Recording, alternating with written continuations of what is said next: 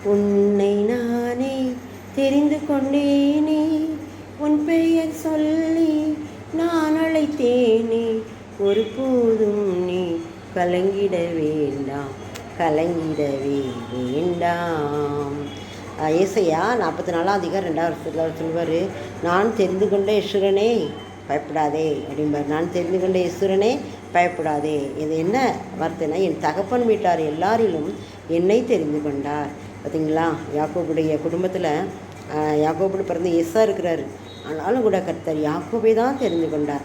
நான் தெரிந்து கொண்ட யெஷூரனே அப்படிம்பார். அவன் பார்த்தா ரொம்ப ஒரு கோழையத்தான் இருப்பான். ஆனால் யாக்கோபின் பூச்சியே, உன்னை நான் பெரிதும் கூர்மையுமான எந்திரமாக்குவேன் அப்படின்னு சொன்னார்ல. அவன் பயந்துக்கிட்டு தான் இருப்பான். ஆனால் கர்த்தர் அவனோடு இருந்ததுனால, நான் தெரிந்து கொண்ட யெஷூரனே நீ பயப்படாதேன்னு சொல்லி கொடுத்த வார்த்தையின்படி அவன் பயப்படாமல் தைரியமாக ஆண்டவரை கொண்டு நிறைய காரியங்களை சாதித்தான்.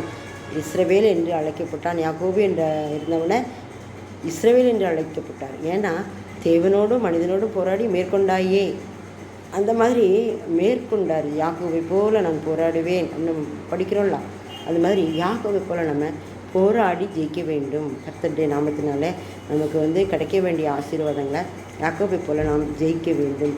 அவர் அந்த யாப்போக்கு ஆற்று கரையில் அந்த எல்லாரையும் அந்த பக்கமாக கடத்தி விட்டுட்டு இவர் மட்டும் தனியாக ஆண்டவரோடு ஜெபிக்கிறார். அப்போ அவர் என்ன சார்னா போராடுகிறார். அப்படி போராடும்போது அங்கே அவருக்கு வெற்றி கிடைத்தது. அங்கே யாக்கோபா இருந்தவரை இஸ்ரவேலராக இஸ்ரவேலாக மாற்றினார்.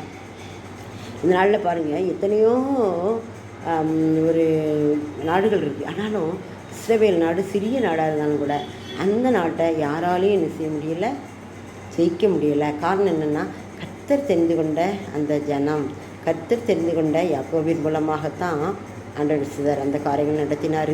அதான் என் தகப்பன் வீட்டார் எல்லாரிலும் என்னை தெரிந்து கொண்டார். ஈசாக்கை ஆபிரகாமை தெரிந்து கொண்டார், ஈசாக்கை தெரிந்து கொண்டார், யாக்கோபையும் தெரிந்து கொண்டார், நம்மையும் தெரிந்து கொண்டிருக்கிறார். நம்முடைய தகப்பன் வீட்டார் எல்லாரிலும் நம்மையும் தெரிந்து கொண்டிருக்கிறார்களா, அதனால தான் நம்ம ஊழியம் செய்ய முடியுது. ஆகவே அந்த வார்த்தையின்படி நாம் ஆண்டவருக்கு பிரியமாக நடப்போம், அவருடைய வார்த்தையை விசுவசிப்போம். ஆமென்.